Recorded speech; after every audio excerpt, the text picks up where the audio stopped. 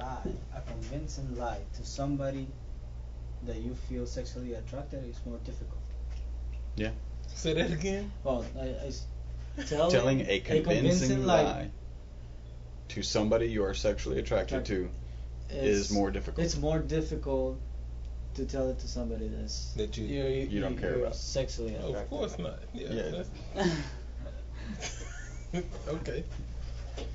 Hi, and welcome to the SEO podcast, Unknown Secrets of Internet Marketing. My name is Chris Burris, owner of eWebStyle. Charles Lewis, your internet marketing specialist. You are tuning into the most popular SEO podcast, also internet marketing podcast on iTunes. That is because of you, Bill, you, Tom, Frank, Juan. We have to get some international names in there as well because we have actually been downloaded in at least 76 different countries.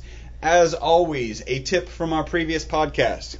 If you market events or products, make sure you understand and use microdata.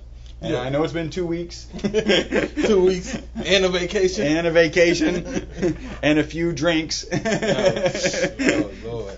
Few gallons. Yeah, but if you use microdata when you can. A lot of times it's not plausible or in the best way to help your site rank, but if you can, you got access to your HTML file, you're doing e-commerce, you need something to give you that edge, and microdata could possibly be it. And if that sounds unbelievably foreign to you, go back and listen to podcast number 159. Remember, we are your friendly local neighborhood top position snatchers, where our mantra is... Don't be a douche. I'm going to slide this microphone over closer to you. Hopefully that's not too loud, and I do not disconnect. Because we have some reviews, and one of them is actually... will probably be about that. One of them is a previous review, so I won't go into that one. It does talk about audio quality, and it's the one and only review where they mention you and I specifically and have no idea who you are. They say, and the guy who introduces himself second. Wow. That's grading. Yeah, it's about time. That's like 5-1, all right? I'm used to winning now. Now you know how it feels. All right, so here's a review. This was on iTunes. It's simple, and we appreciate it when you do it. Go on to iTunes, step number 1. Mm-hmm. Write a review, step number 2. 3, if you choose, optional. It's only 2 steps. Step 3, send us a note letting us know that you wrote a review, and you can send that note to podcast@e-webstyle.com. And we'll give you some link love, and probably you'll hear this in the middle of the night, which will represent a punch in the face. So here's the podcast. Love the show. Must listen. 5 stars. This is from Gerald D. Hacker. Not sure what people are talking about when they say it's poor sound quality or they don't like the banter at the beginning. Don't change a thing, emphasize. In fact, I listened to a couple podcasts without Chuck, and I felt cheated. That's good. Awesome SEO information. That's what's up. Since I've found this podcast, it is a must-listen. Only wish you guys had a daily web show. Love it. Ooh, daily? Yeah. Well, first off, Pitif. Wow. To, what's it? You, Gerald the Hacker. Yeah, punch in the face to you. This is like... Probably won't be getting a daily show. I mean, just it sounds phenomenally awesome, but and frankly, there's enough content where we probably could do it daily, but yeah, it won't happen. Yeah, we gotta work. We gotta work. Remember that song? No, I don't. I was trying to. I thought I did, but I don't. It was about models, like on the catwalk. I'm too sexy for the shirt. Mm-hmm. Remember that one? Yeah, I remember that one. Same one. Okay. That's why you kind of remember it. Next review: great content, entertaining hosts, 5 stars. This is from. See if you can help me with this. Scop in Skizzle. Yeah, Scop and Skizzle. I like that. No, that is Scop and Skizzle. Scop and Skizzle. Hey.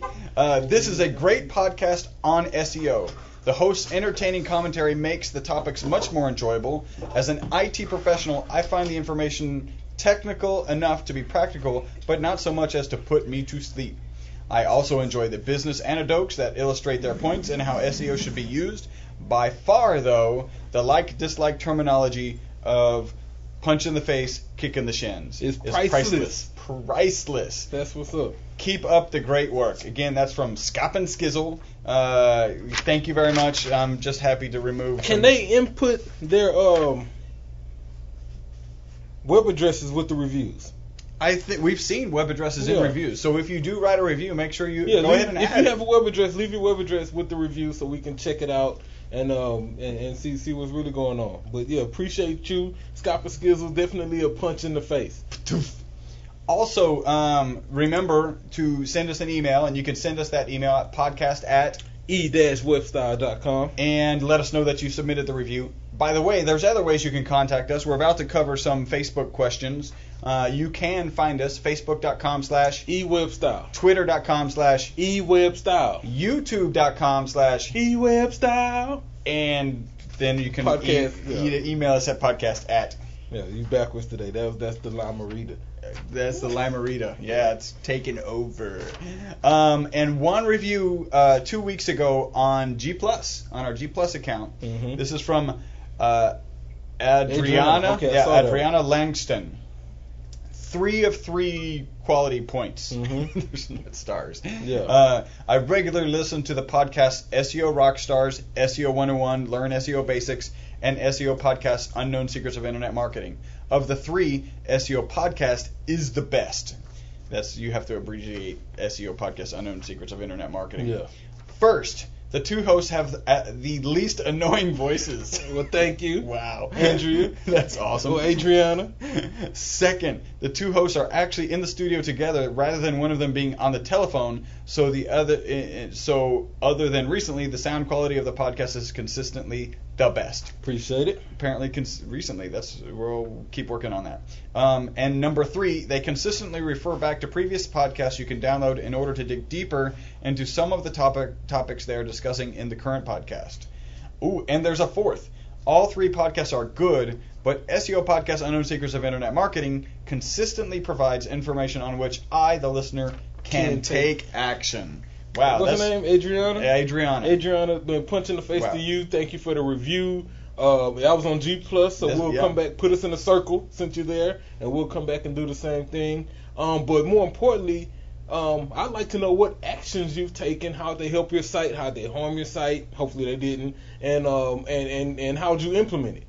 And then if you could take a step further, refer to the podcast that helped you, just for our information. Yeah, the specific podcast. That would be great.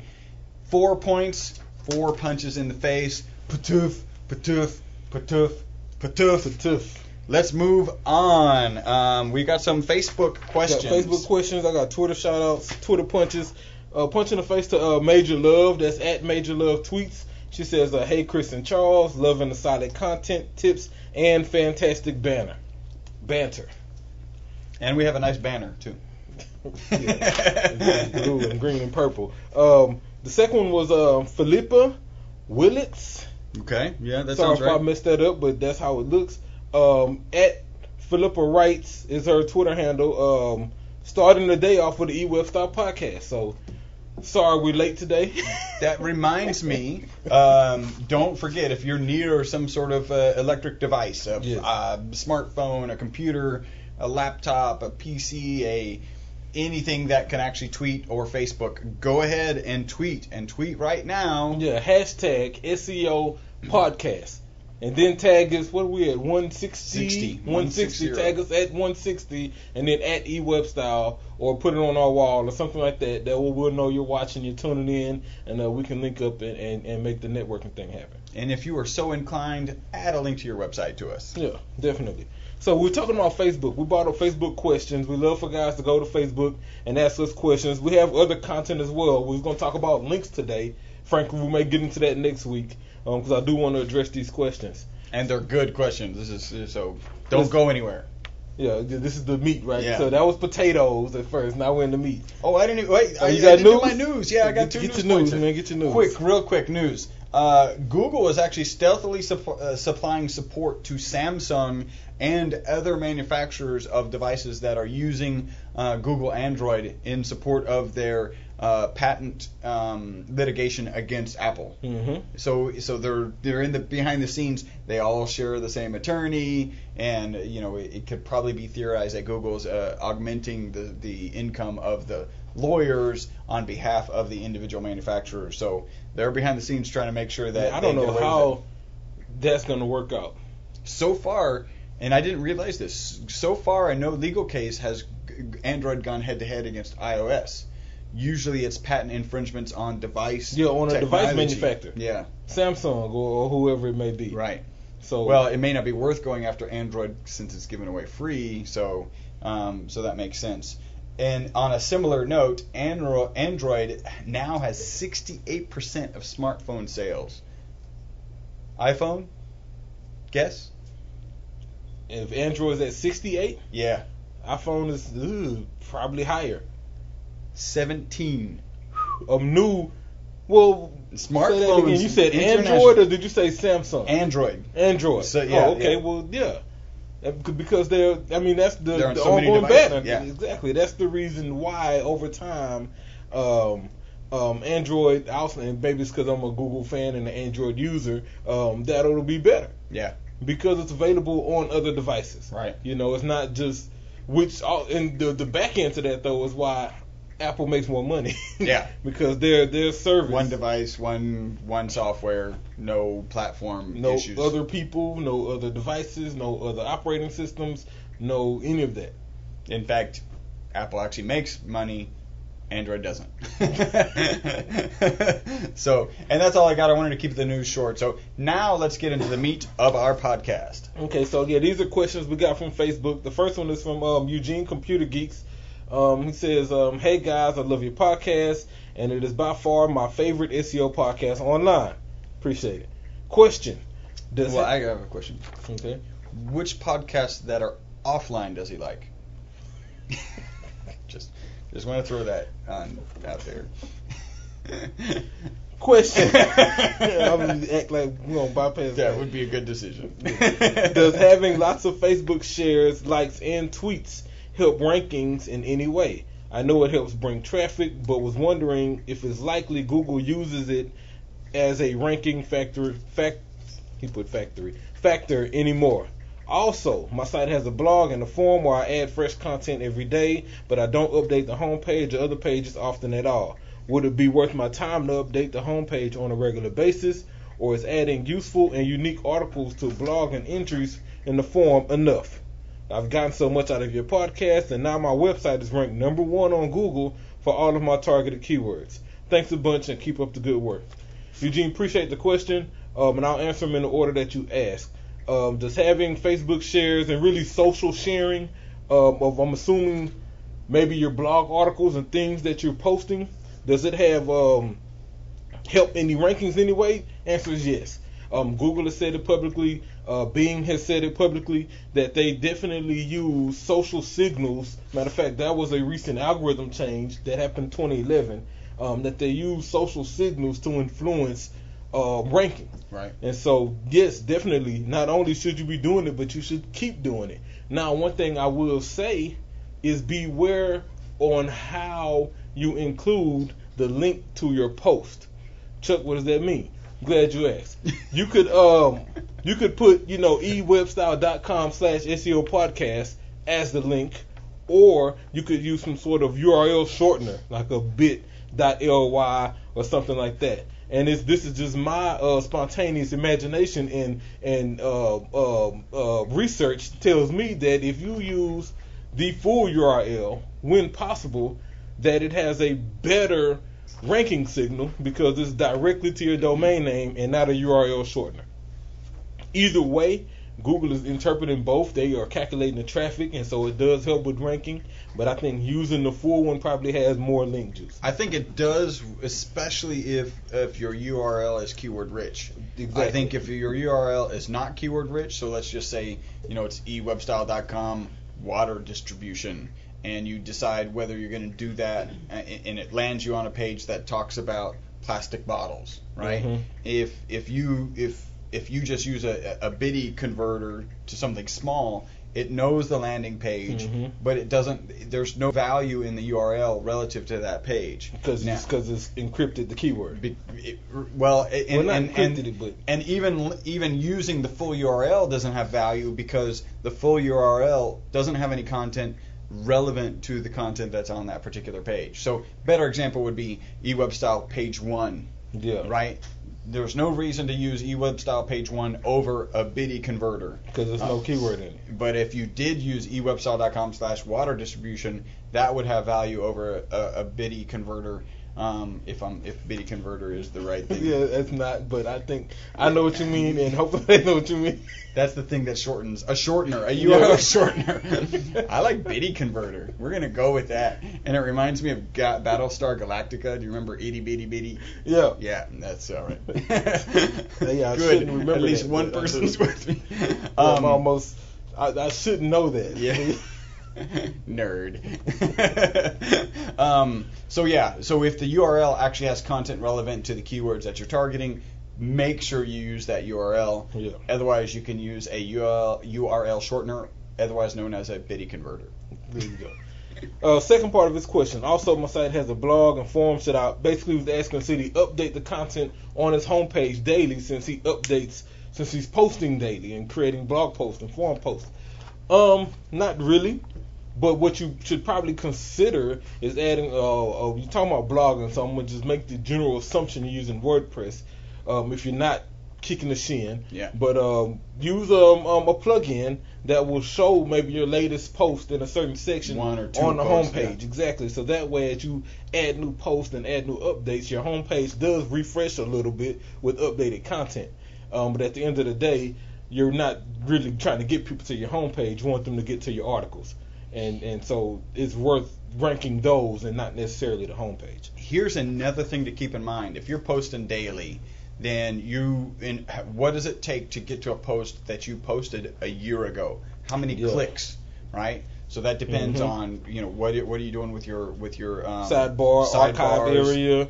And so from your homepage, it may be worth linking to an article 6 months ago. Because what that makes is at least that article is one click away from the homepage. Google has made it very clear that how many clicks away from the homepage defines how important a page is. Exactly. And so if you're looking, at a 9-month article and it takes you, you're posting every week, however many weeks that is, should be about 25-ish, then your 25 links, well, depending on how many posts you show per page, you could be quite a few clicks into your website before you get to that article. Whereas if you shortcut from your homepage directly to say month 6 or month 9 or whatever it is, then you're a lot closer and that link count is a lot shorter. So think about doing that, and you can do it in a couple of ways. One of them might be popular blog articles, right? So link to something that's 9 months ago that was reasonably popular, and so now they've got there and they can page forward and page back from that particular article. Either that way or TechCrunch.com, they do it in an interesting way. They have so many articles that get posted every day where it's just a long scroll. But it's just a long scroll through title, short description, and image of probably 20 or 30 posts. Recent posts, right. On the home page. Right. Then you click next to go to page 2, and then there's 20 or 30 more posts. But the way they did it, it's kind of easy to scroll through them and scan them pretty quickly. And so if you're posting that often and you get, I'm not sure how much traffic you get, TechCrunch gets a lot of traffic, so I think it's worth it for them. But spend some time organizing it. Figuring that out. All right, so Eugene, hope that answered your question. Hit us back, let me know what you thought. If you have any additional questions, hit us up, let us know. Second one, this one came from Scott. You go with the second word. What's his last name?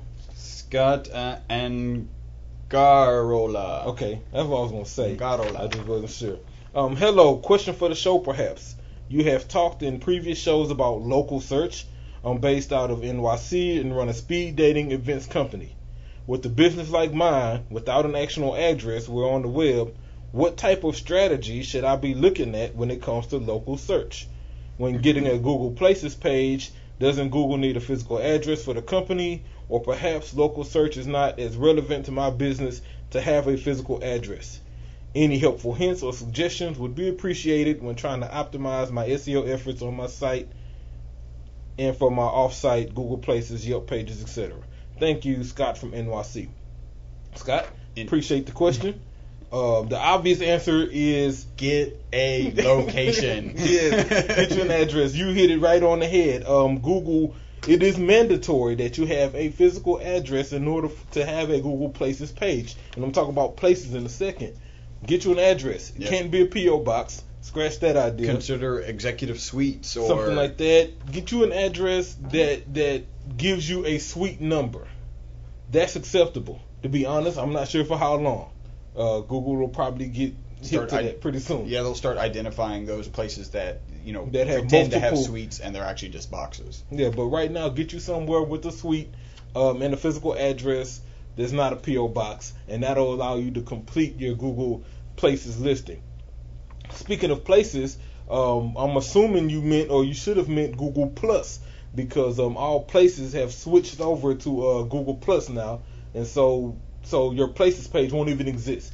Get you a local Google Plus page and make sure that all of the information you would have put on your Google Places page is consistent with what you put on your local Google Plus page. Categories, descriptions, product types, payment types, is parking available, images, video, the whole nine. That profile must be complete. You also went on to ask, what strategy should I look at when it comes to local search? For speed dating, social.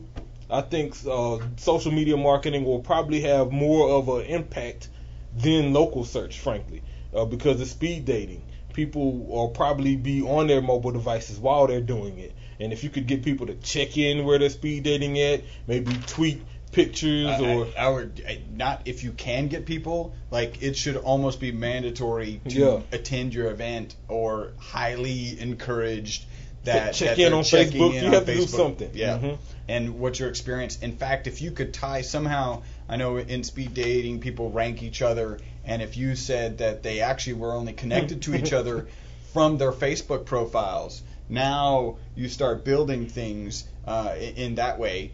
Some people may not want to do it, but that's actually a good idea, right? We don't give you phone numbers. We connect your profile. We figure out a way to allow you guys to connect profiles.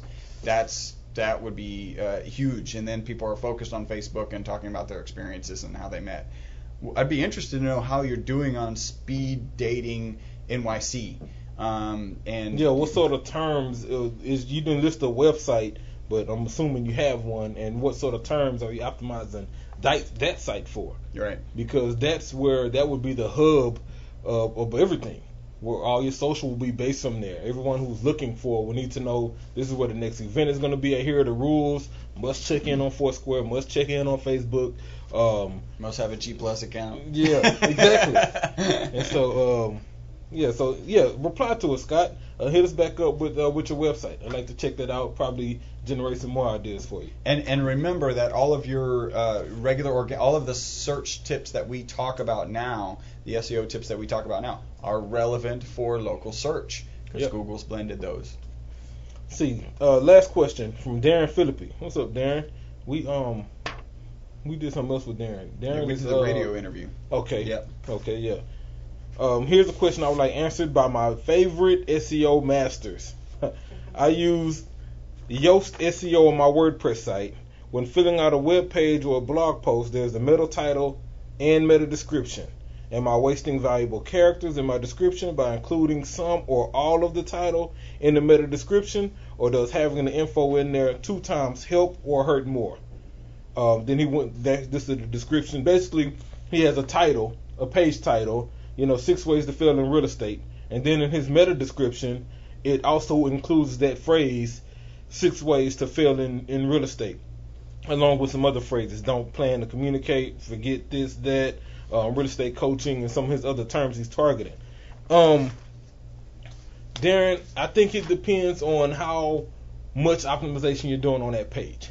Sometimes it makes sense to include your title inside the meta description. In your case, or this particular instance, I think not.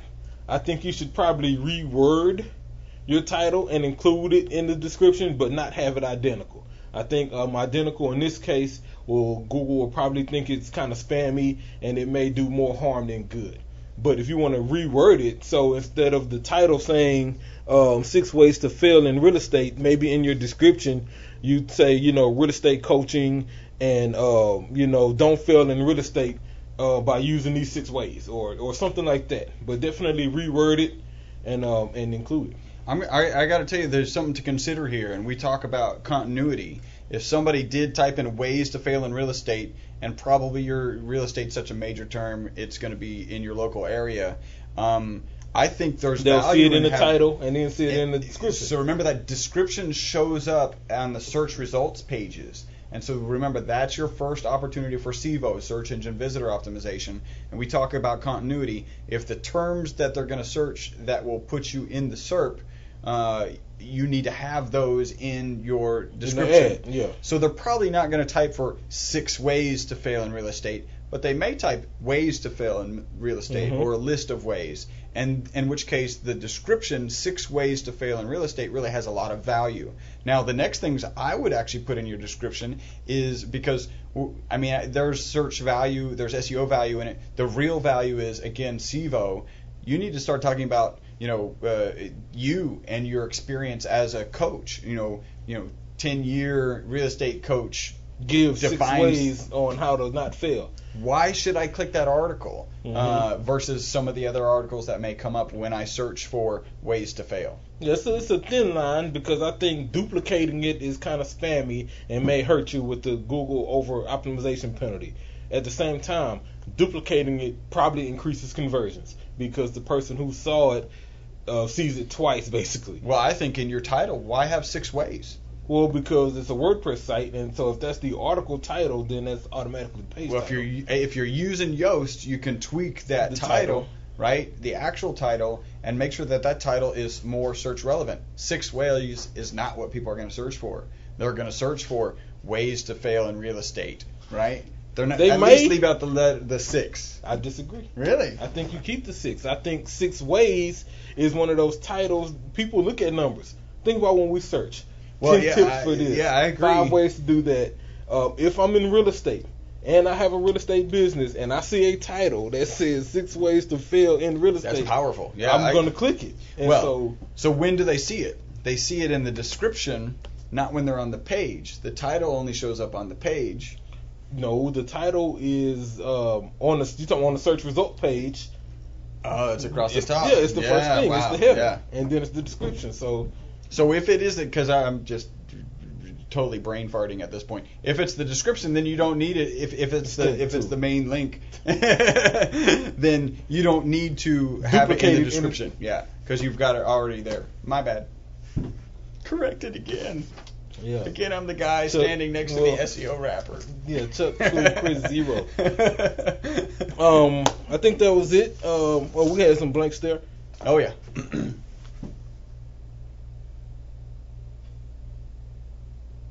Yeah. That was all the way blank. Yeah. This is a personal blank, because I'm an Android user. Yeah. And I still don't understand. So this blank stands at Google. And this is like number 2. At Google, yeah. The first one was it for I think it was for the Play Store. Was it G+? Yeah, it was G+. Was available on iPhone before it was available on an Android device. The G+ app. Yeah, like really Google. Seriously. So now they did it again. The voice search, the ability to search by talking. The upgrade to that, yeah. Yeah, is available on iPhone and not Android, even though it's a Google product. Yeah, that's blank stare worthy. Yeah. Let's go, Google. Boo. Give it to us first. Come on. At least let us try it first. All right. Especially since y'all in court. I'm just saying. Yeah. We can help you out. We have influence. All right. You have been listening to the most popular SEO podcast and internet marketing podcast on iTunes. 7,000 downloads a week, 76 different countries. That is because of all of you out there. We really appreciate what you guys do for us. Remember, you can do us a little tiny favor. Write a review on iTunes or go to e-webstyle.com/SEO podcast. And about halfway down, towards the end, right before the bios, you'll see Google Places. Go on to Google Places and write a review about us. Anything else? That's it. You've been listening to the best podcast ever. My name is Chris Burris. Charles Lewis. Bye bye for now.